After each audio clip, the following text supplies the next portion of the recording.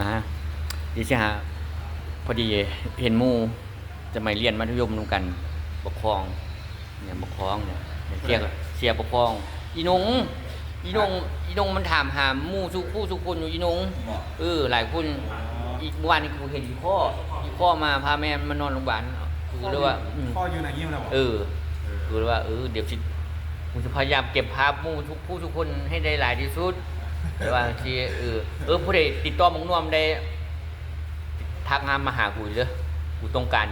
อยากเห็นข่าวของมันหลายที่สุดตอนนี้นะเพราะว่ากูตามมาหามันบ่จือเลยตั้งแต่เรียนจบพันพาวมาก็บ่เห็นมันเลยบุกน่วมน่วมบัดเก่งใหม่นะเด้อเอาสำนี้แหละทุกหมู่เด้อพักแชร์เด้อเอาสำนี้แหละเนี่ยเพื่อนเนี่ยเรียนมาเหมือนกันเนี่ยตอนสังคมวิทย์เนี่ยจำได้บ่หมู่นะอันนี้ก็หมู่บ่เคยปะกันเด้เห็นกระทักกันเด้อทุกคนเอาซ้ำนี่แหละไปว่าที่โรงเรียนแล้วโอเคเดี๋ยว